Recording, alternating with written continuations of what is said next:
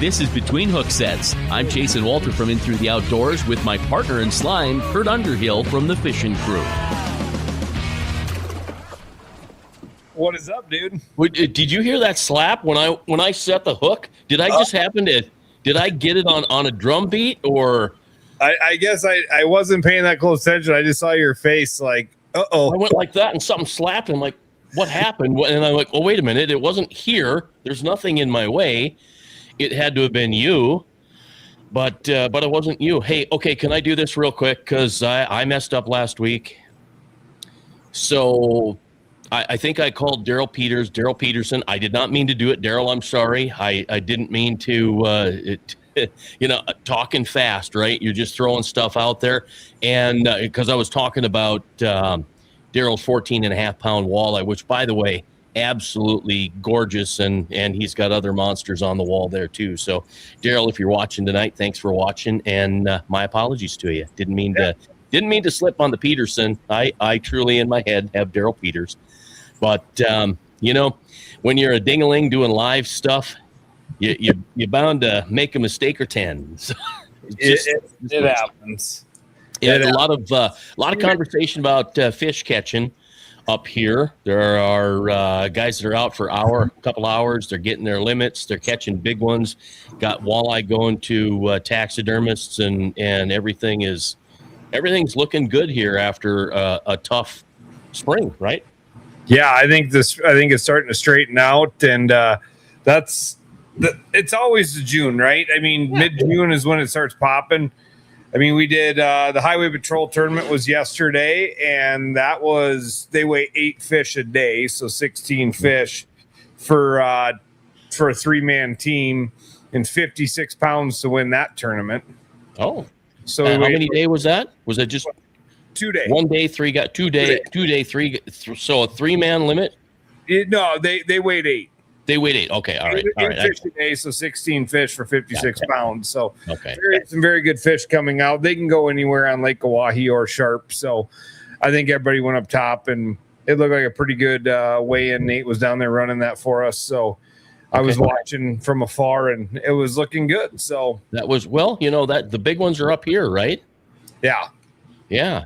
I don't know if I'm gonna do this real quick. I just because I got to do it. I made a radio edit of Tony Tone's "Hey Professor," so it needs to be on the radio. I'm gonna play it. I think I'll play it tomorrow because the National Walleye Tour starts at Bay de Noc, right? Let me give you a little taste if you've never heard it before. Hey,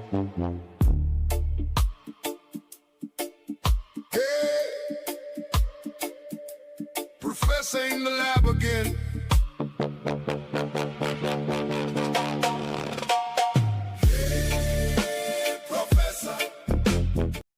So anyway, that's Tom's brother Tony. Tony wrote the song, but Tony didn't sing it. So it's a pretty cool tune. I think you can hear it on Tom's Facebook page. I've got it on my Facebook page, and then hopefully it'll hit the radio here. But let's get into tonight because we got to talk about some winning up here in Mobridge. This should be a ton of fun to chat with some guys that are big sticks, right? I think everybody knows that. 100%. Hey guys, how we doing? Good evening. Good evening. What do we know? This is a little awkward having you two on together. Usually you're competing head to head. Now you're together. So talking to Chris a little bit earlier today, and I was like, have you guys ever fished together in a tournament?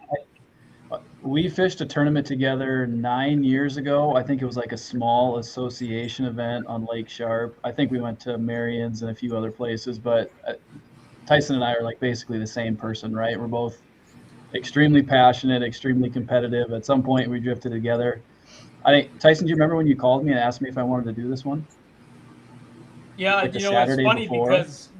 because we both wanted to do it, and Dewey's over at Bay de Noc, and we've got mutual friends that we usually fish with and whatnot, and we're like, man, we both want to do it, but we're both really short on time, and we just decided, heck with it, we'll get in and do this. But Chris and I, we go way back since he came to town, and it's kind of funny. We're all mutual friends.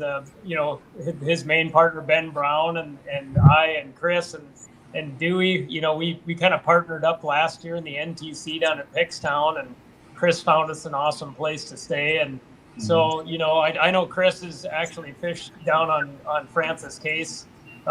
You know, pre-fishing with Dewey a few times too, and so we've kind of got some mutual connections there. But no, Chris and I have been hunting and fishing buddies since he came up here, and it's funny, like you say, Kurt.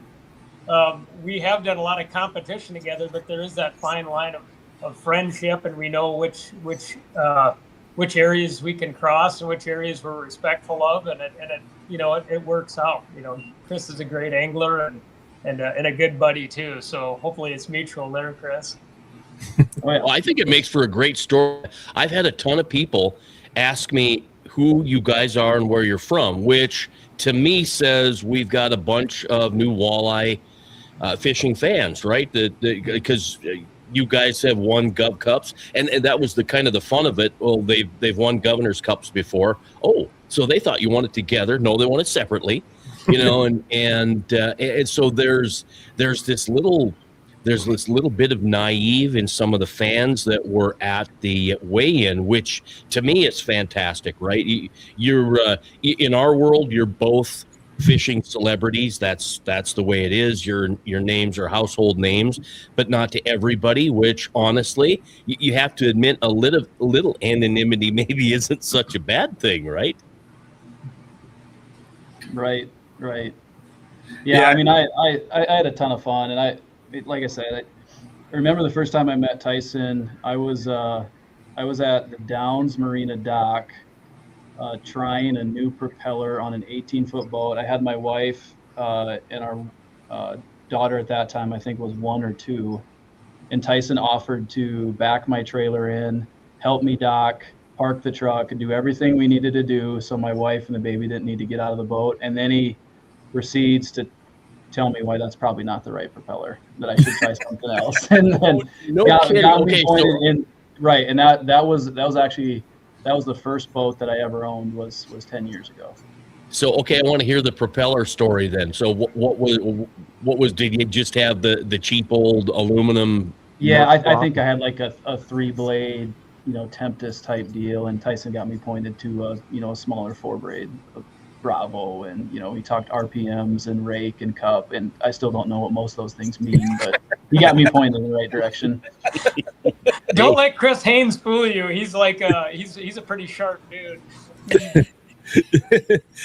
Yeah, I still think it's crazy that, like, you know, growing up around this world, knowing Tyson pretty much my entire life, being this walleye fisherman, jumping with all these different guys he's fished with over the years. And then this lonely little Chris Haines shows up one day, and I'm like, who is this guy? And I remember talking to you. You were pretty frustrated at like Sharp Showdown because you were like bridesmaid. You were a bridesmaid for like 2 years. And I said, it's your time. And then that year, I think you won the Gov Cup. And all of a sudden it's like, oh, and I thought you'd been fishing for years. I just didn't know you. And you're like, yeah, I bought a boat after I saw the rumble on the river one time go flying by and said, I got to get out there and do that. That's right. Yeah. I never fished much before I moved to Pier, maybe once or twice a year. And like I said, I was walking my daughter down the sidewalk during the rumble on the river, which happened to be Tyson's wedding day. We like learned that 2 years later. He wasn't in that tournament, but yeah, said I had to get in it. And the reality, I mean, there's probably nobody that's made me better than Tyson, and you know, not because he like gave a bunch of stuff away or told me what to do, but the number of tournaments that like I've come in short or thrown winning fish back because it wouldn't be enough. I mean, like the 2022 NTC, like Tyson and Dewey got that one. The MWC after that, I led that one the first day. Tyson got that one. I mean, I threw multiple fish back that would have been plenty fine, you know, to win if he wasn't in that one. So every year it was just like more, you know, to try to compete. Would you end up second in that NTC? Third. Yeah. Yeah, I think the Fishing Crew boys took first, second, third, and fifth. Yeah. And like 8th and 13th. Like we had a good showing. Right. Yeah, I mean, it's fun to watch you guys, and then to see you guys compete together was not the first time, but on across our stage, the first time watching you guys compete together, and little to no practice. Yeah. Story of our lives anymore. Yeah. I tell you what, I've never made it to Mobridge so fast in my life. Chasen, when we got up there for the rules meeting, he's like, come over and talk to me. I think I had like 5 minutes to go, and I got out. Well, I'm not going to tell the crowd how short of time I made it to Mobridge, but I made it with 10 minutes to spare. But let's just say I didn't leave myself much time getting there. So, and then fortunately, Chris had some time on Friday to get out. But like Chris said, boy, you know, that it seems like every year it's tougher and tougher. I remember when I used to go fishing 3-4 nights a week after work and do all that. And fortunately, those times on the water are still memory for the food bank. You know, you put the feather in the hat and you've got that knowledge and wisdom tucked in the subconscious. But yeah, this is a short one, but luckily Chris made it out for a few hours and got us some starting points. So. Yeah, Tyson had a few left over from the NWT. He gave me a few points to start. A lot of those areas, it seemed like maybe had started to fizzle a little bit. You know, we had talked through them, and I checked on a couple stuff, and we thought, like, boy, Tyson, I just feel like, you know, this direction is just going to be nothing but hard decisions. We're just not like seeing enough of those 30 inchers. We kind of had refocused a little bit. And, you know, when I told Tyson, like, you know, what I saw Friday and where we needed to refocus, he had 3 or 4 things, you know, that never got looked at until the day of the tournament. That, you know, luckily one of our big overs came on one of his, you know, history type spots. But it was just enough, man. And Kurt, you know, Tyson and I, there's probably not 2 or 3 more people that probably prepare more for a tournament than Tyson and I, right? If we don't have like 4 or 5 days to pre-fish, we're probably not going to do it. And this one day of pre-fish stuff, we left pier at 4:30 in the morning and like jump in the truck and like look at Tyson. I was like, this feels weird. I feel so unprepared for this. Yeah, like the good thing about those. When I saw you riding together for your championship dinner at Dairy Queen, I was like, did you drive up, Tyson? And I didn't realize he drove up for the rules meeting, drove back to pier, and then rode back. I was like, where's your wife's car? You're like, oh, she's working. I'm like, but you brought it up here. Like, I'm so confused. So, yeah, you literally came up for a rules meeting and blew back to pier just to get up in the morning to come back.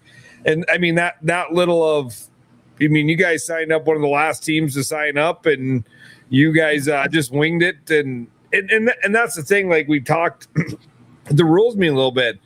You know, it's a little different now with forward-facing sonar from back when, Tyson, you were fishing, you know, and Chris, you probably started. I mean, you're pretty much, you know, your 10-year of fishing has pretty much been live scope around. But back in the day, you had spots, right? And, you always had your spots that you went and you had to find the fish. Now you still have spots, you have areas, but it's like you find the fish, and if they're not there, you just leave. You know, and it's kind of changed the whole how much pre-fish goes into it. And your guys' experience practicing for, 4 or 5 days on a tournament, how often in most tournaments are you fishing that area still? You're finding a structure probably, but are you fishing the area that you're like, this is it, we're going to fish here for the next 2 during the tournament? Or is it you're finding a pattern and moving? Go ahead, Chris. Oh, I mean, I think pre-fish, you're finding just a general zone in the lake, and then you kind of progressively try to dial it in. A lot of pre-fishing, I think you're working on presentations, getting some confidence. You're definitely trying to develop a pattern, and I need to be a better, probably pattern fisherman. That's one thing that I think forward-facing sonar allows you to do is, like, you see a fish and you see a spot and you think less of why it's there, or at least I do, and I need to get better at this. But before, you made decisions to be someplace because of the conditions told you to be there, the wind, watercolor, all this stuff. Right now, you kind of just drive around till you see them. And when they're there, and they're there, right? But I mean, the best ones still do pattern fishing. But no, I mean, for me, for pre-fishing, you're kind of developing a pattern. But generally, Kurt, like if you're doing a 5 to 7 day pre-fish, probably what you're doing on the first day is not going to be there in 5 days. I mean, it's going to phase out. That's the crazy thing from where I'm sitting. I'm always listening to people talk, right? And when you've got somebody that's up, first place, second place, third place, these big tournaments, National Walleye Tour, perfect example. Practice was this, practice was that. Well, practice is never what it is on game day. So what's the point of practicing?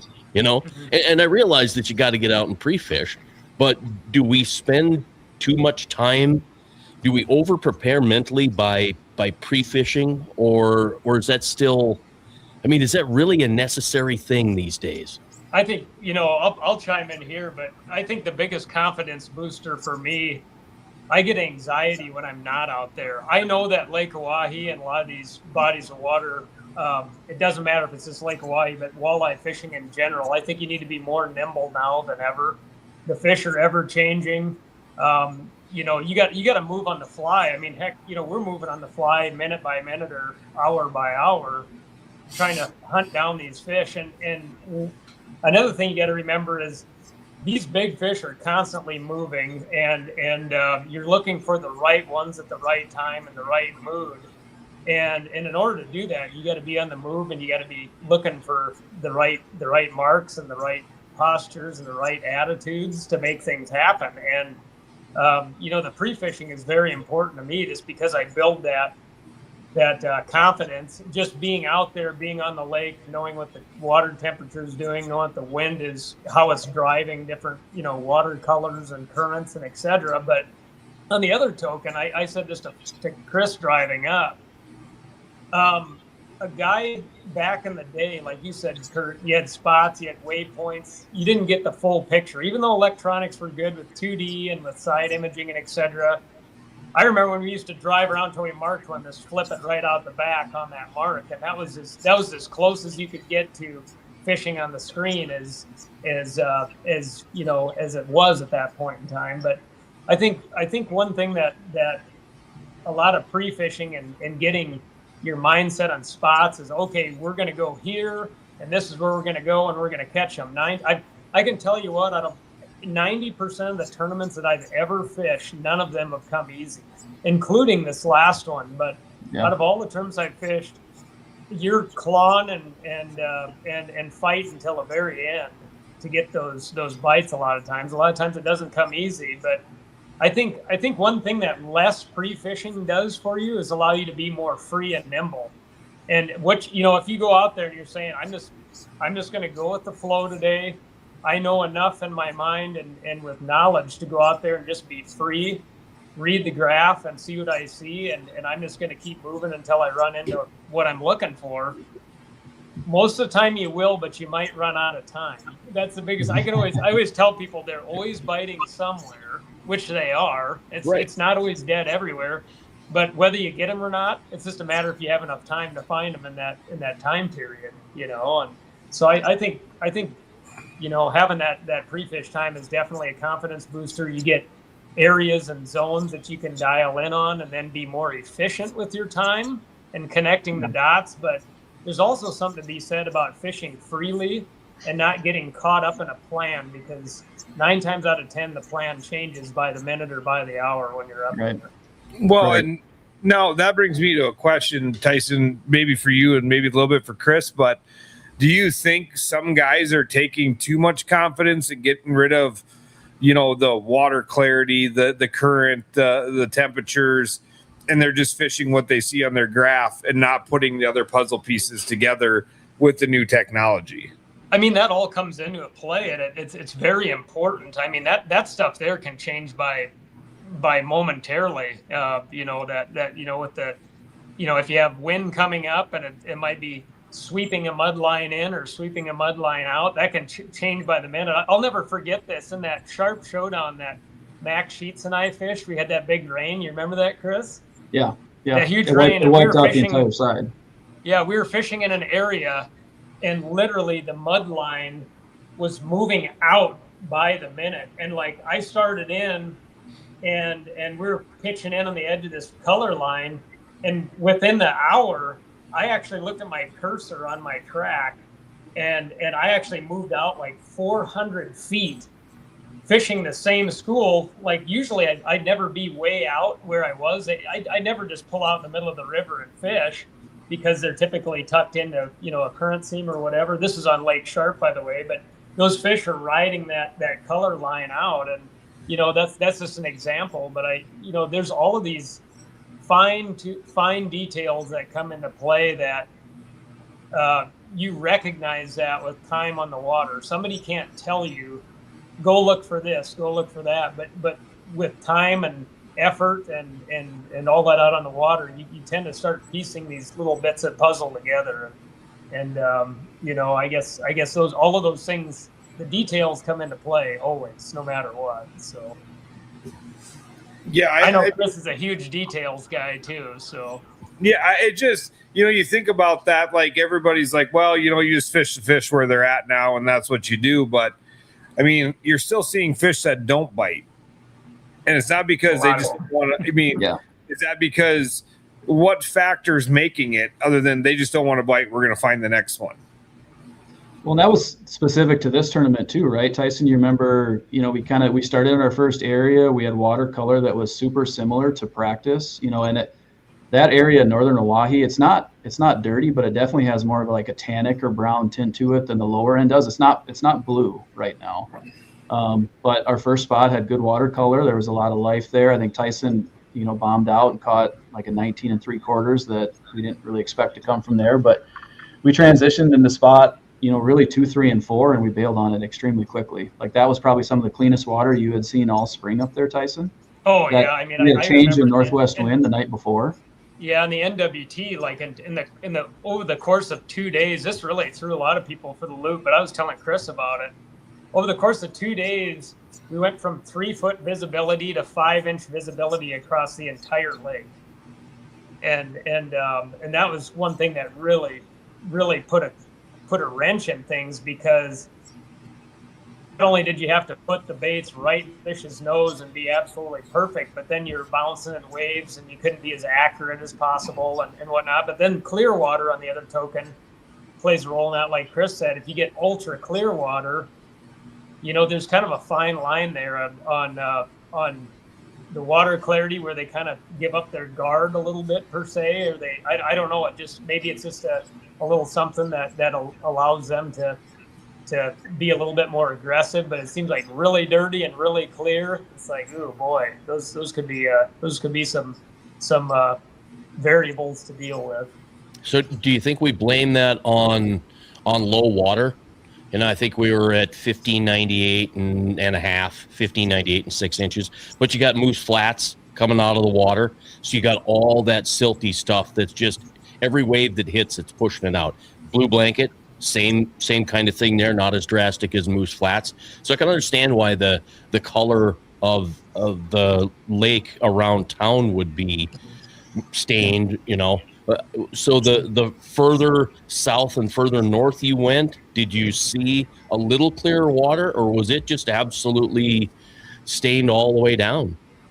Are you talking for this last weekend here, Jason? Right. No, there was areas and pockets where you had certain watercolors, and also, different parts of the river has different current moving.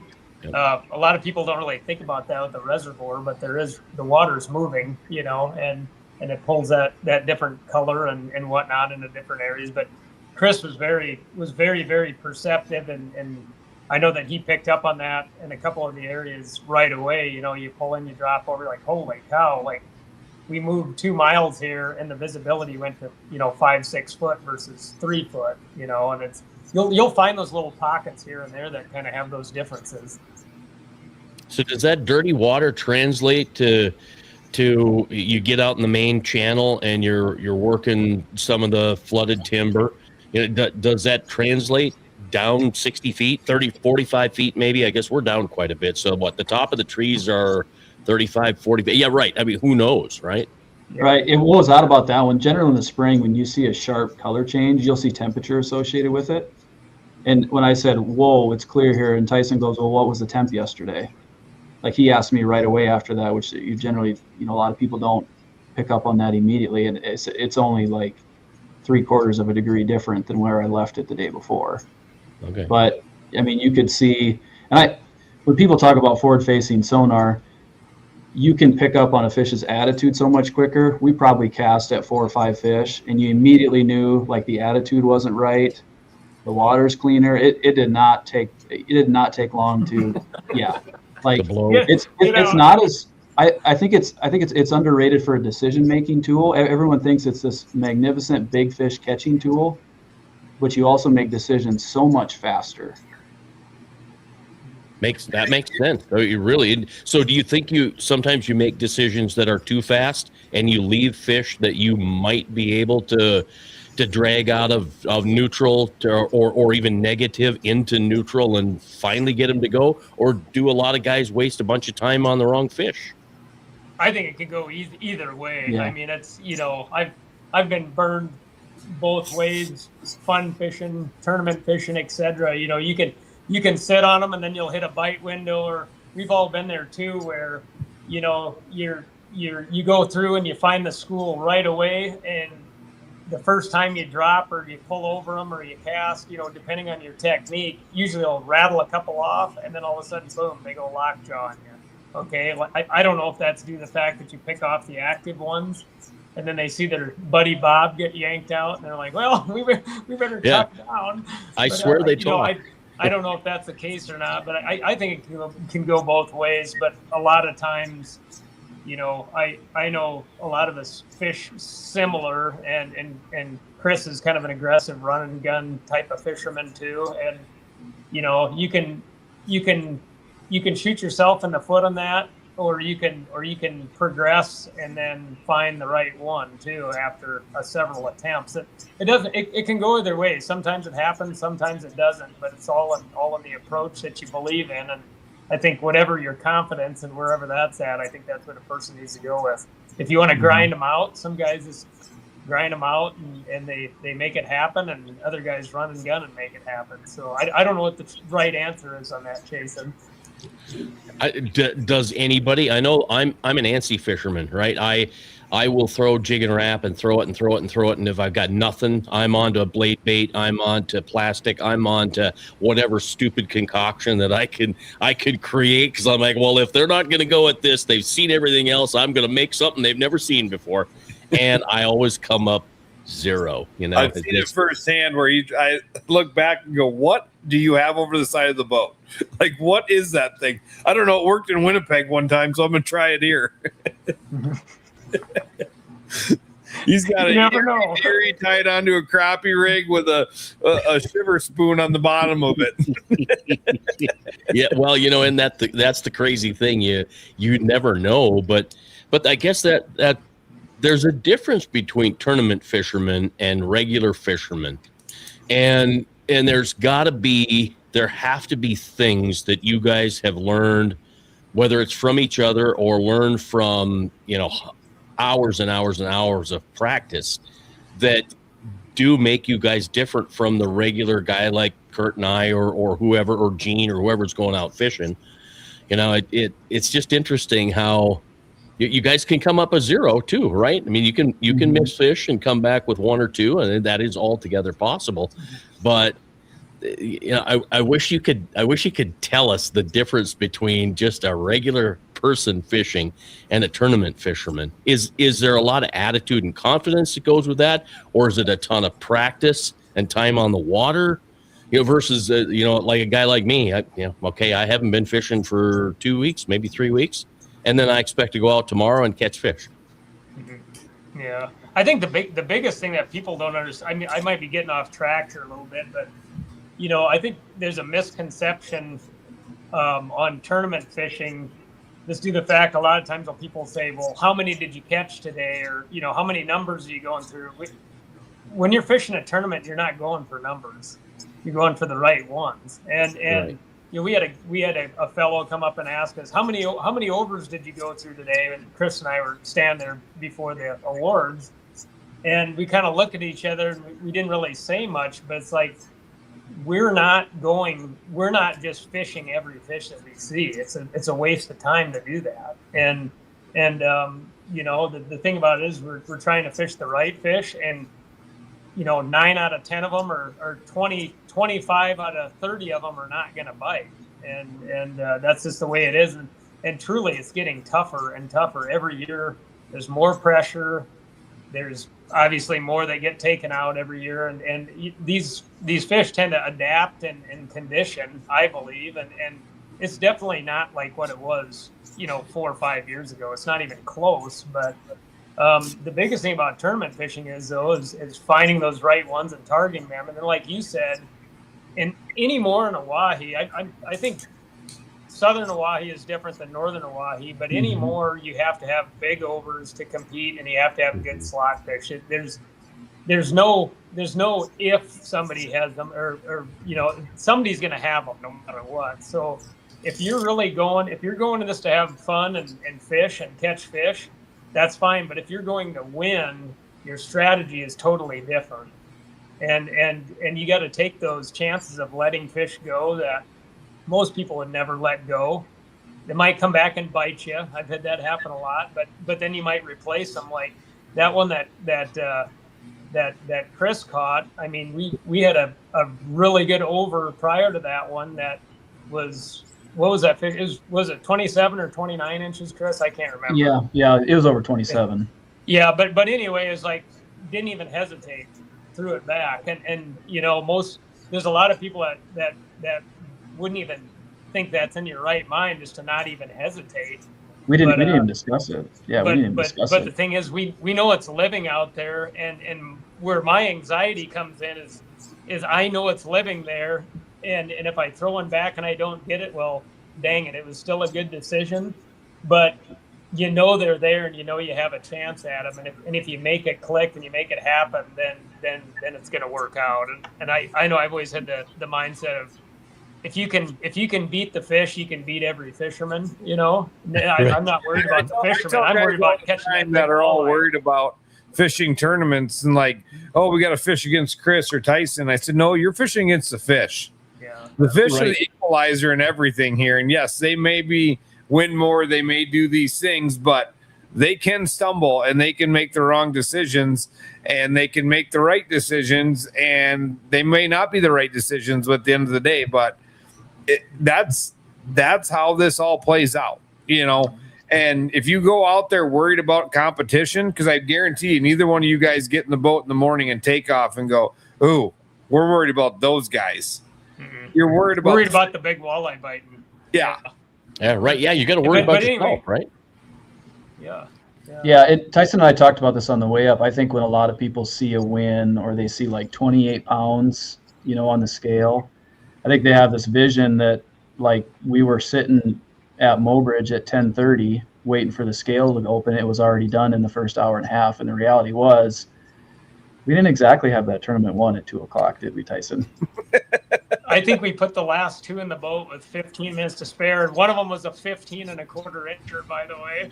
But it was so funny. I got to tell them the story about when you put that one on the tape and we threw it back. And then like a half hour later, we're like, oh God, what did we do? Yeah, tell them how big that one was, Chris. Yeah, I won't say the measurement, but it was a pound. We were, yeah. No, and we can back up too if you want to talk about the overs, but we strictly targeted overs till, I think, the one, Jason, do you remember what time that one was? At about 12:30. It was 1:15, 1:30, because I think we got back at just about 1:45, and it was slow going back, right? It was not easy to get back.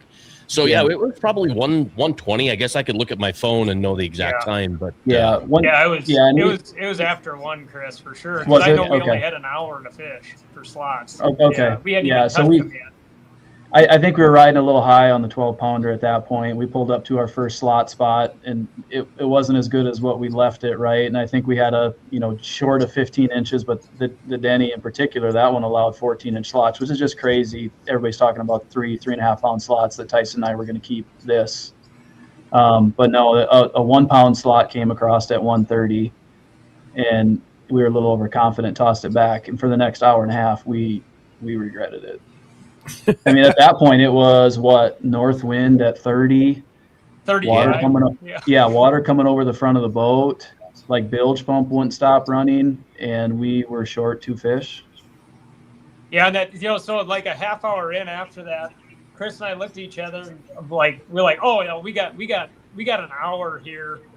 an hour and 15 minutes, and we're going along, and like we take a pass, and we come back, and we missed a couple, and set the hook, yank. At this point, we're baiting for slots, and they come off, and all of a sudden you look down, it's 2:00, and we're like, oh man, we're getting close here. And then you start regretting it. And then, we got 2 extra tags to play with, and we've got 3 fish tagged right now, so anyway, so then we went into hyper mode with Chris's energizer pattern, I'll call it. Yeah. Yeah, we wanted to bait our slots. It just wasn't working. And with the wind change, it shifted color away from where Tyson had seen the slots a weekend before. And we just kind of looked and said, like, hey, I've got, I don't know, Tyson, remember, I had like 6 things on the way back to Mobridge that I was like, there were slots on all these. We're just going to have to rampage through them and just hope we get them, start heading back. And I didn't catch a single slot doing that, which was odd because I was in the front of the boat. I couldn't really see them because all the herring was shoved all the way up on the bank. I could occasionally see a pod, but Tyson caught every single one of them casting sideways out the boat in that 35-mile-an-hour wind sideways. I don't know. I don't know how he did it, but we got 3 slots in the next hour and a half on the way in. Well, yeah, that whole shoreline on the way back, because there's no point in fishing really the north shoreline at all. So everybody, I think, the entire field for the most part was hanging on that south side where the wind was just blowing into it like crazy. So tough fishing all the way back to town. Mm-hmm. Well, we were right in the middle of it. I know, Chris was up front, and I was like literally jumping when the waves would roll over to keep my feet dry as they'd come in the back of the boat. But anyway, it was quite the experience, to say the least. And then the funny part is your guts in a wrench. There's nothing that makes me feel more alive than fishing a tournament, because the highs are so high, but the lows are so low. But then here we are, we're like, oh man, we still need to get a couple more. We got 20 minutes or a half hour, and then you get them. And then you're like, oh man, we're so fortunate we got them. And then we start talking, we're like, man, if we're going to lose this, it's because of them 2 slots. We got a few minutes. We need to keep going. And and then we ran out of time. But the waves were unbelievable. I don't even know how Chris was even keeping his feet. Well, he didn't keep his feet dry at all. He was dumping water out of his shoes. But every other wave was rolling over the front of the boat, and he was just holding it. And I tell you what, we just had to power through it and fish till the last minute. And that's what you got to do sometimes. It's never easy.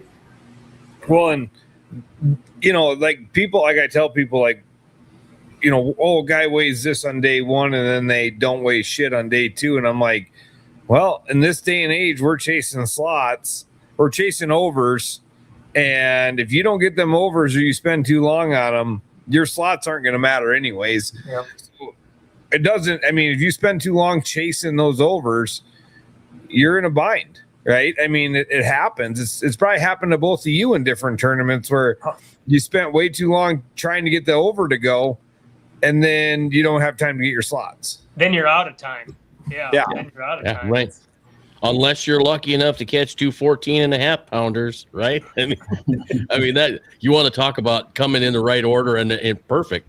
Can you? Then the thing is, they're out there, right? I don't know how many are left out there because we've had a ton caught, right? And we're, you think about that, and I guess I'd like to know your thoughts on that as well. We've got all these big fish that are, that 12-pounder you caught, 20 years old, 18 years old, something like that. And those fish are aging out day at a time down there. But the cool thing is you look at all of the year classes. Do you guys, because you're out there more than anybody, do you feel confident in those year classes, the 24s, the 25s, 26s, 27s? Are you confident that they're going to become 10-pound, 12-pound, 30 inchers? Go ahead, Chris. Yeah, I still feel like there's a lot of 27s and 28s. You do get common over years, and right now it does seem like there's a fair amount of 27s, 28s. We'll see what happens to the herring. I think that's really the key to it. I do feel like I'm seeing less herring than I have previous years. Someone told me that the smelt eat herring fry. and that could have a lot to do with it. But as long as we can keep a good mix of herring and smelter around, I feel confident there's enough of the 27s to 25s. Maybe we think there's not as many of those like 30 pluses, but I think the reality is we're not catching as many of them as we used to. I mean, what Tyson and I were seeing in like 2022, and we were fortunate to get that deal figured out really early. I think we were just catching so many more of them than we are now. But Well, we still and see a lot of them.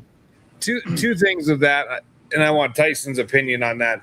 Like, or Tyson, tell us your opinion on the year class of fish. Then I got a question that I want to ask about the fish. Well, I'm not a biologist, but I know you mentioned something about the age of that 33 incher, Chase, and I've had Bob Hanton Jr. actually age some scales for me on some fish. I've plucked a few off on some big ones, and he's done his studies, and he's actually counted the rings on the scales, almost like a tree. And you cut a tree down, you can see the annual rings and get an approximate aging. He said it's give or take a couple of years, on the accuracy. But I've had him do a few of those, 32-inch fish, and they came back anywhere from like 15 to 19 years of age. So I mean, they're mid to upper teens. I just know from what he shared with me, that's where they're at. I tell you what, I'm sure there's a lot of it that goes into their food source too. But the herring, it grows them fast, it grows them thick, and not to say that smelt are a bad forage base. The nice part of it is with the shad, the smelt, and the herring, you've got a forage base there for all different sizes of fish, and that helps with the overall health of the system. But I guess on the big ones, I'm probably more worried about the health of the reservoir and protecting the big fish out of anybody, just because I just love them so much. I've got a lot of respect for them, but there's heydays and everything, and it's all about cycles and timing, and I've never imagined to see a cycle or a timing like what we've seen the last several years up there. I think a lot of that is just due to the fact that technology has exposed certain things that nobody knew about, and it is probably living there for a long time, and now we're tapping into it. The next question is where's it go from here, and what's the resource going to do, and how is it going to adapt? But I think that has something to do with it. I think there's been big fish up there for a long time, but nobody just really knew how to find them. But now the thing that people really got to think about is we're knocking on their front door, and we're in their bedroom now, and we're in their home, and it's different than it was years ago. But I surely hope that we always hear about the heyday of the 90s. The first thing when I got up to Mobridge and Chemnitz is like, it's like the 90s again. Like the other day, fishing was like the 90s, and I'm like, man, if we always hear that was the heyday. Tyson, you fished this body of water in the 90s. Would you compare this to the 90s? Good, better, or same? Well, I started guiding in the mid to latter 90s, believe it or not, up at Sunset Lodge. And I remember that's when I can't remember when they put the length limit on, but back then, your average is like 20 to 24 inches. And that was just pulling a crawler around, and whatnot. But I think all of this stuff goes in cycles, and there's just a lot of things that affect the resource and affect the timing. And one thing you got to remember is it takes, let's just say 15 years or 18 years to grow that fish, and to go from a 27 to a 30. I don't know what the timeline is on that, but it isn't next year that a 27 is going to be a 30. You're talking slow growth rate at that point, probably, and another 3 to 5 years or 7 years, or however long it is. I don't know, but the good news is one thing that I've noticed is if you go up shallow and you pull bait, you're catching everything from 8 to 20-inch fish or 22-inch fish, and there's a variety of them. I also saw a deal the other day. I don't know if you guys saw it, with the GF&P stocking 3 million walleye. I mean, how awesome is that? Yeah, it's fantastic. This year they went from Sutton Bay down to Core, so they all got dumped south. Which whatever, who cares? 3 million fries, 3 million fry, right? Mm-hmm. Yep. Yeah, exactly. So I don't, sorry about the long-winded deal there, Kurt, but I think, No. I don't know. I think we got to roll with the punches. We saw it in the mid 2000s or whenever it was when the limit was 14 and there's all these little skinny cigars out there. You're filling the box with 14 to 16 inches that were a pound, and there's all of this cycle and change all throughout life, and I think we're lucky to be alive and lucky to be walleye fishermen right now. Well, you know what? Think about those fish in 2006, 2007, 2008. Those are the big ones today, right? They probably. said, we had Finsel on last year. We talked about state record being caught and all that stuff, and he's like, that was the 08 year class. We had, historical low in 08, and then it came up, and that spring it flooded. It raised up, and we had all the flooded vegetation. When this body of water comes back up, because it will, we've seen it this low before. We've seen it lower. I don't mind it being down like this. That vegetation, I mean, look at all the willows on the shoreline. Look at all the grass. When this thing fills back up, what's our hatch going to be like? What's our bait going to be like? We're going to have so much bait source in here. All the perch will blow up. All the crappies will blow up. All that hanging fry, stuff will just absolutely explode in the system when the water comes back up. I'm fine. Like I tell people, another 2 years of being low, then we're going to have trees on the flats to pull again, I mean, right. They all went away, Yep. Oh yeah. No, it's just all of those things that, come into play. And like you say, we get a big, big rain or just get some of that stuff that comes up, and then here we go. We're off to the races again. We do have a question. It says, what is the life expectancy of a walleye? I mean, none of us are biologists, but I'd say that high teens to maybe low, pushing 20. I mean, you talked to Bob quite a bit. I mean, that's probably the high teens is about the life expectancy of that fish. Yeah, I think I don't really have those answers, Steve. Thanks for asking, but I think high teens around that 20 mark. I think there's still 101-year-old people out there in the world. They're 105, but you're getting pretty slim after 85. But I think you're probably right on point there. Yeah, I mean, I remember a couple years ago, Brian Dahl caught one in down in Chamberlain, and the biologist took the orris out of it and aged it, and he said it was like 21 years old. And he's like, we tried to get it back, and he's like, guys, you can revive. We can put it in oxygen. That fish is dead. Like, no matter what, if he wouldn't have caught it, it wouldn't have made it, through this year. It was gonna die. It was just, I mean, it was a 101-year-old, on oxygen trying to get just a few more days out of itself, and it. So that's the thing. Like, people get all mad about catching these big fish and killing them, and I'm like, do you want them just to die on the bottom? No, I want to see them. That's what they're gonna do. Right. That's eventually what they're gonna do. And I will tell you, you two guys probably protect the resource as good, if not better, than most people, because you care about it. Yeah, they pretty much all go back unless we're fishing with you on the weekend, Kurt. Yeah. Smelt Forge has fish. Yeah. And maybe that's true. I don't know. We're not biologists, but yeah, I mean, it's so interesting. But my question before we got into all the fish stuff is, do you think fish get used to a pattern like a jig and wrap? I mean, because when that first came out, first started really popping and everybody knew about it, you threw a jig and wrap within 5 feet of a fish and it came and smashed it. Now it's like you got to pinpoint its nose and almost surgically insert it in its mouth to set the hook on it. Like, the insertion is getting a lot more prevalent nowadays, Chris. You got to put it right on the nose. But I mean, do you guys think they just get used to a pattern? Like, they've seen so many jigging wraps that they're like, nope, we're not hitting a jigging wrap. Honestly, I think you got the vibration, you've got the movement, right? Fish survive on vibration, correct? I mean, that's a That's how they sense movement, etc.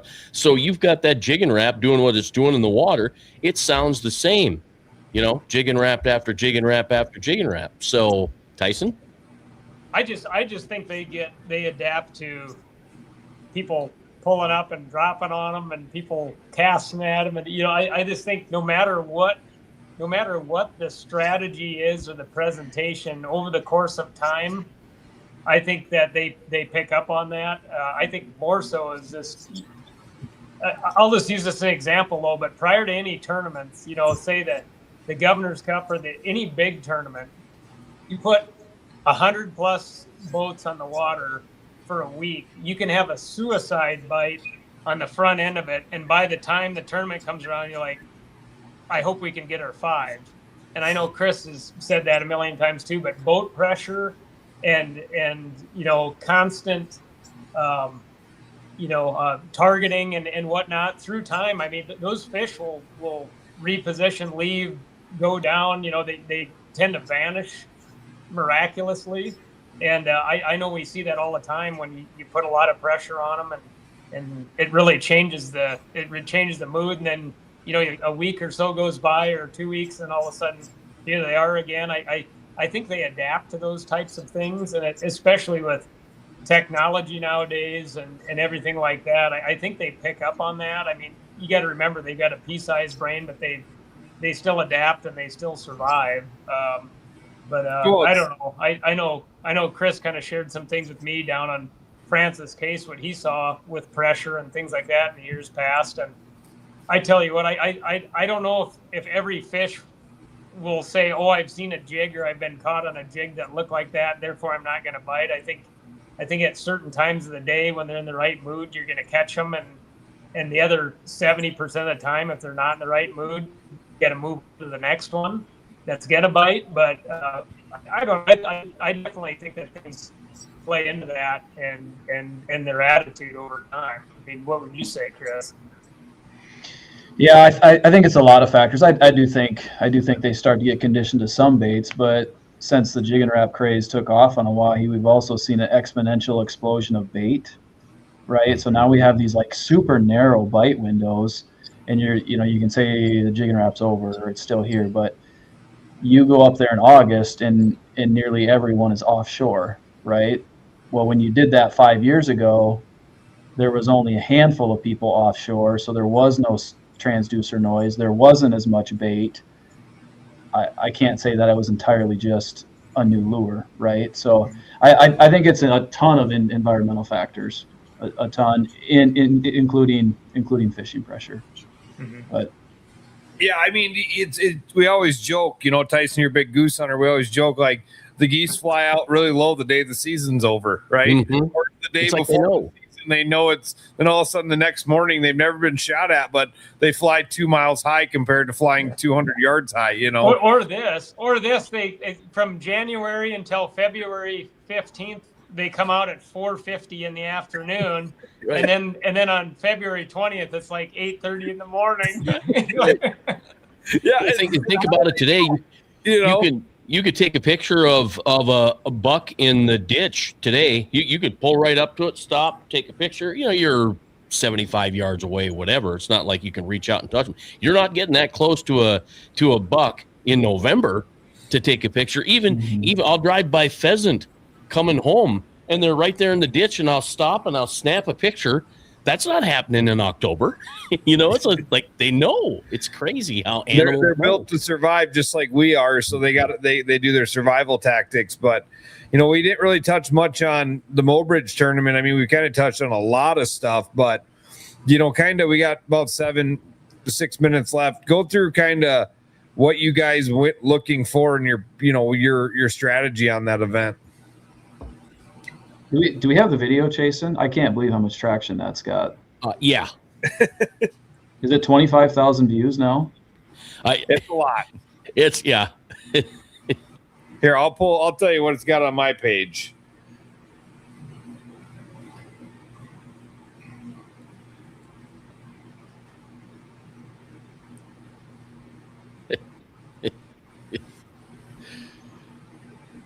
Yeah. Yeah, so that was we pulled up on you guys, and you were chasing that fish. You weren't hooked up yet, right? No, You were I still you must still have working on that. about cut the video in half, I would think. Yeah, even I from did. when hooked up. I did Okay. because it was, I had it quite long and we're bouncing all over, and Right. I shortened it up right to the point where you netted it. And yeah, I think that particular spot, I guess we'll call it, we didn't get there till midday. We hadn't looked at it yet that day, right, Tyson? And we were kind of just doing a quick stopover before kind of getting back into our other rotation spots. And I just said, like, hey, we got to look real quick. It'll take us 5 minutes. And particular area we had just seen, I saw a couple what I thought were, big ones sitting there the day before. Didn't cast at them, just got a waypoint, just left them alone. And there was one left, and Tyson and I were joking, about the spot, and it was like, oh shoot, that's wish that wasn't on video, whatever. But I said, well, there's nothing there. Like, there was 2 there on Friday, there was 1 there on Saturday. That spot might have had 50 boats on it the next day. There's nothing there.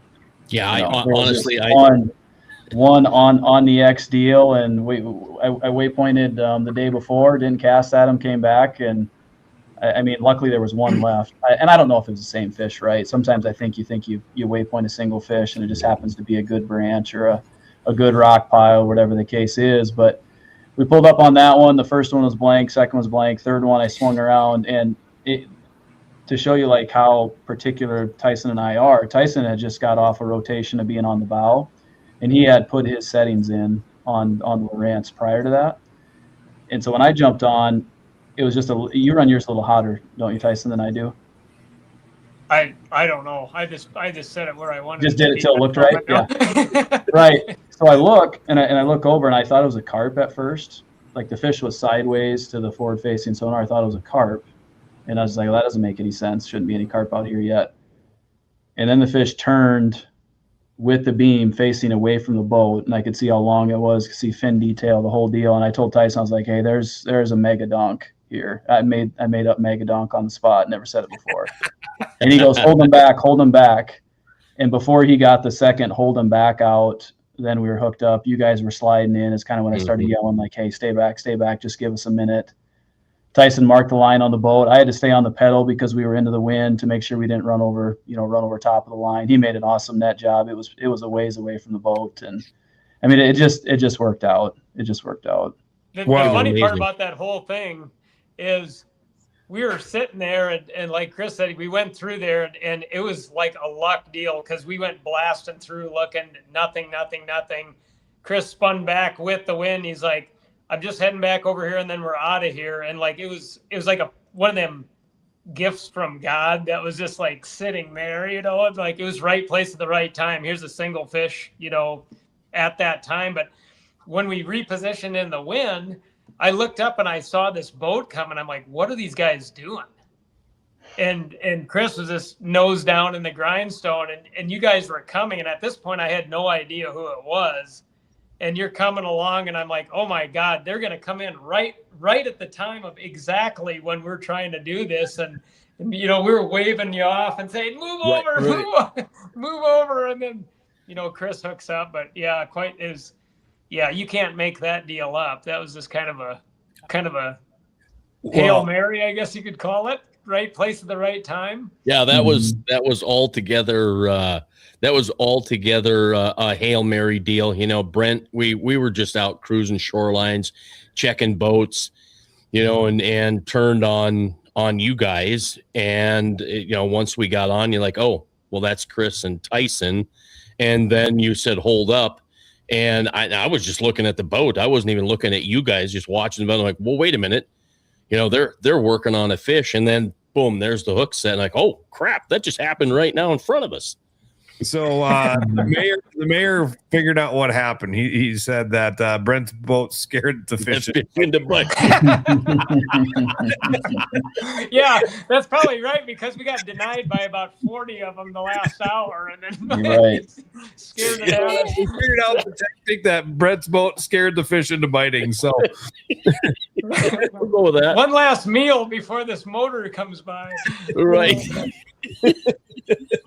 So we're getting to our hour time. I want to ask you guys both. We started asking this question, and we'll start with you, Chris. If you could fish with three people just one more time, who would that be? They could be alive, they could be passed away, they could be somebody you want to fish with. Like I only get to fish with three more people? Who would you spend? Who would you get? Who would your Mount Rushmore of spending time in the boat with be?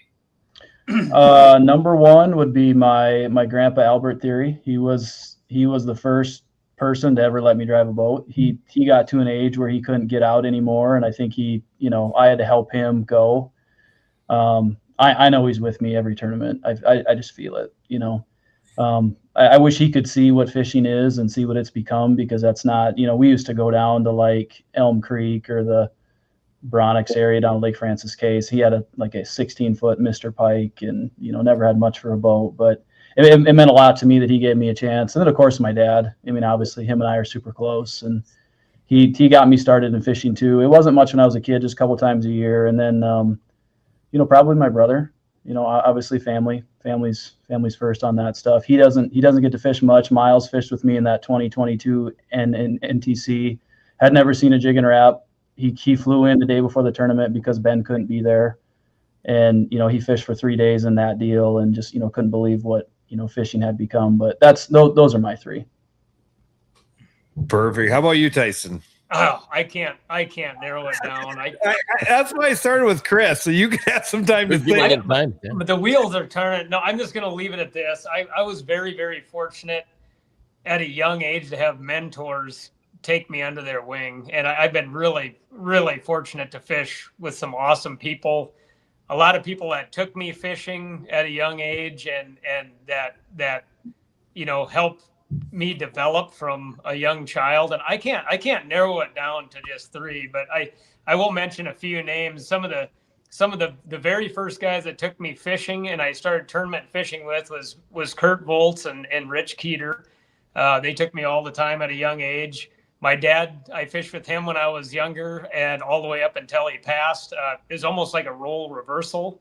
I took him fishing even when I was young, but we went to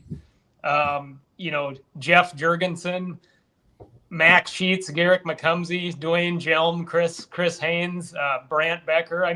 All these guys, there's a lot of them that have taught me a lot of things over the years, and I've learned a lot from them.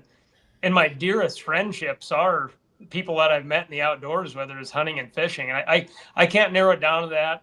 My mother, she took me at a young age, and I'd say if I had to really break it down at this point, besides the names that I mentioned, I'm sorry if I missed anybody that wasn't on that list, but Tyson, we both missed the same. We both failed to mention our wives. Well, that's where I was going, Chris. Oh, okay. Sorry. Go and finish. Sorry.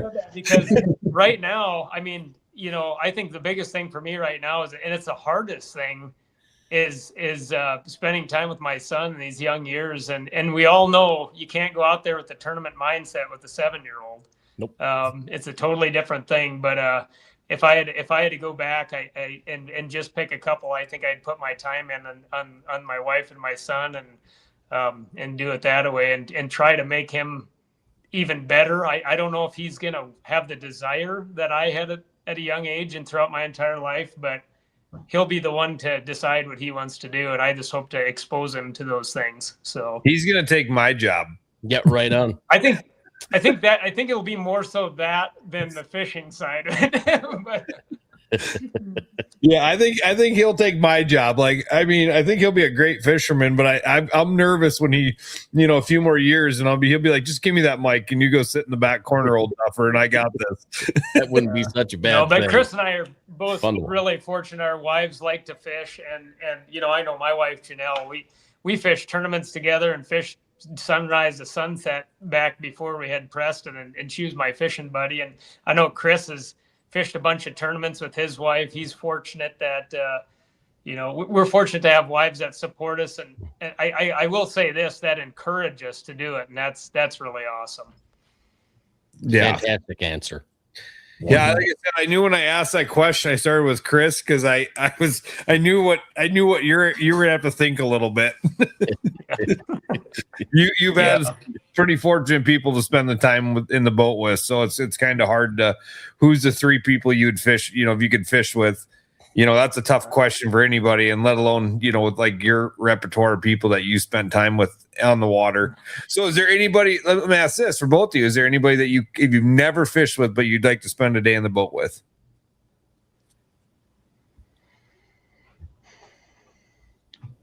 Bo Schilling, maybe? Yeah, there you go.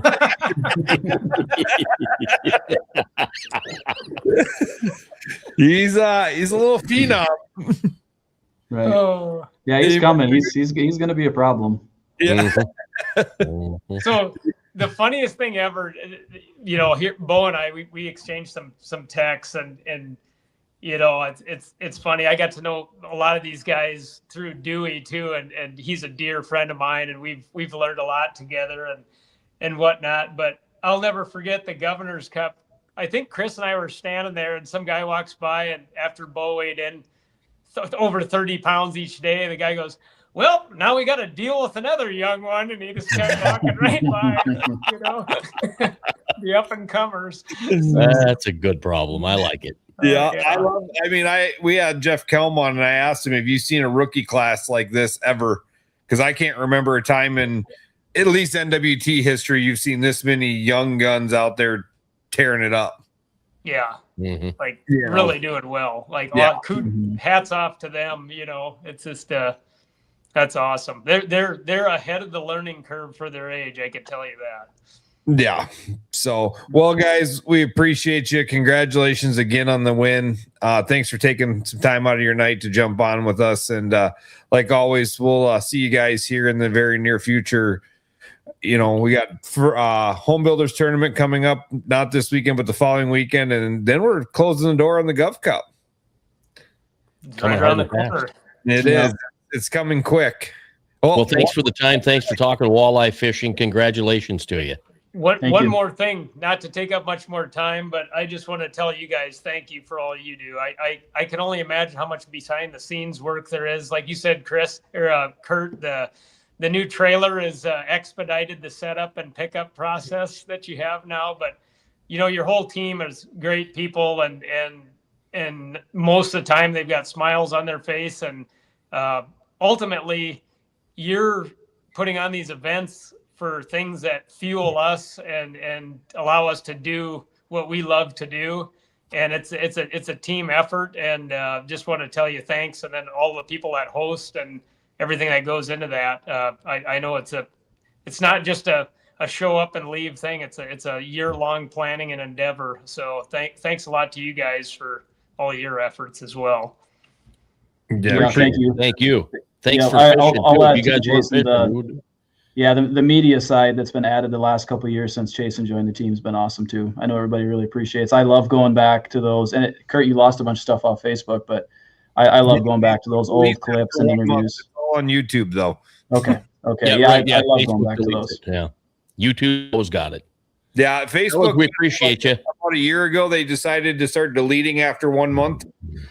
We have no control over it, and it's like, this sucks. So YouTube. Yeah. Well, all thank right, you. Guys. We'll see you soon. Congratulations. Thank you much.